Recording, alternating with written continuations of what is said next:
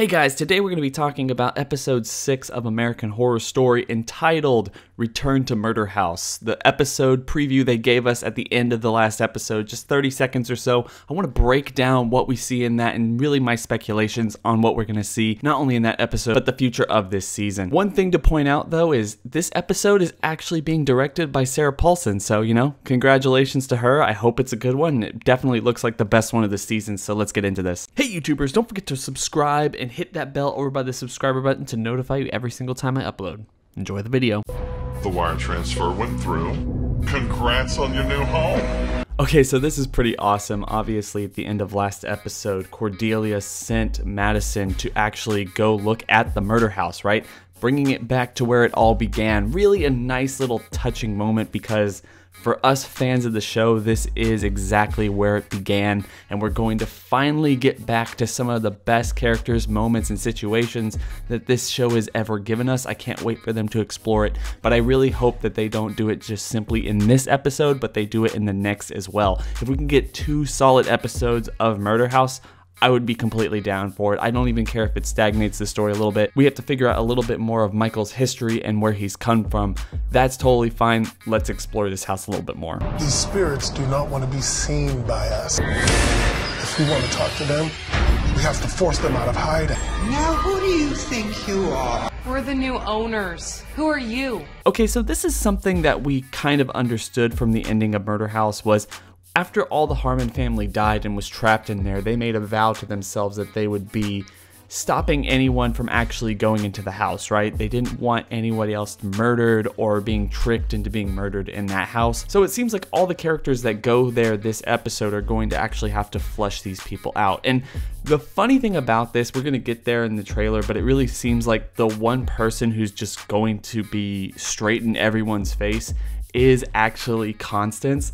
Jessica Lange is coming back in this episode, guys, and we can be overly excited about that, but she's going to have her fire that she had through the first season.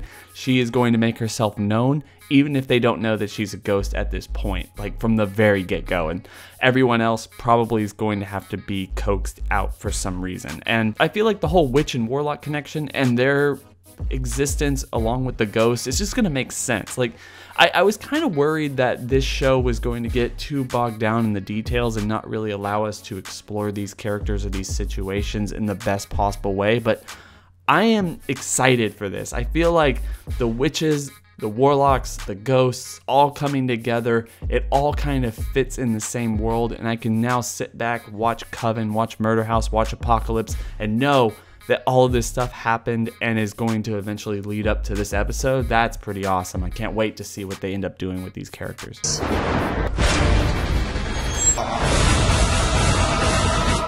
What I tried to do there was take all the footage. Obviously, it's really out of context in this preview, trying to put it together in a way that makes sense, at least so it flows well.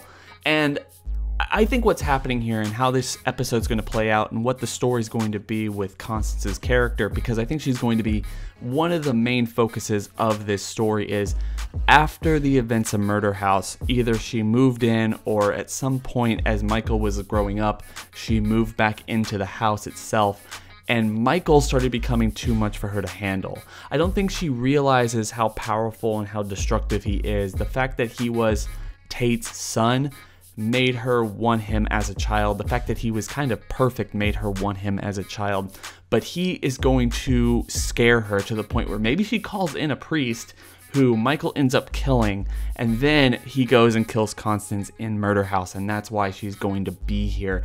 Maybe this is also why he's driven away and to Miss Mead, because Tate is not going to take this lying down. And that's what we're going to see when the Rubber Man comes back. I think that's Tate realizing, at least for the first time, that his mother is actually dead in the murder house. She's stuck in there with him, and that's going to really break him down, obviously. And one of the reasons I think we all want this not only to be just one episode, but maybe even 2, if not more, is there's so much to unpack here. Not only Constance's character, which I think deserves its own episode, but also her death and what it means for people like Tate, or what it means for the Harmon family, and how we actually get to see all of this interact with Michael's character.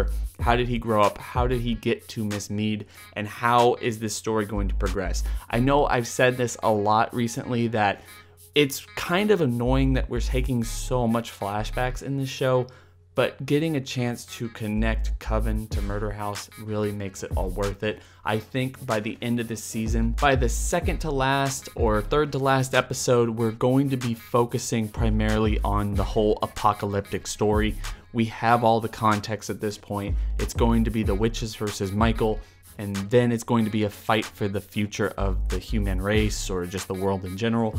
And you know, if I think I have my way, they're either going to win or they're not going to win. But I think they should, but it would be really interesting and kind of living up to the name of American Horror Story if Michael, the son of Satan, actually wins the day and the world is plunged into darkness. That would be pretty cool. Of course, I do have my opinion that season 9 should be directly connected to this, even though it's not tangibly so, like it won't be a direct sequel, but take place far enough in the future, as they've already hinted, that it would allow season 9 to be tangibly connected to the other 7 seasons. And this is where it all kind of culminated, and basically season 9 future, season 10 being in the past, and we get to see how it all started and how it all ends. So really it would be kind of an interesting way, like, at least in my opinion. And so season 10 is the beginning and season 9 is actually the end of the entire story and how it all wraps up. But that's just my thoughts. So guys, what are your thoughts on season 8 of American Horror Story thus far? What are your thoughts on episode 6 of Apocalypse? And do you love the concept that we're going back to Murder House? Finally, we get to see Jessica Lange. Oh my freaking goodness. Anyway, I'm going to leave it there. Hope everyone's having a fantastic day. Don't forget to like, comment, and subscribe. Hit that bell over by the subscriber button to notify you every single time I upload. It's been real.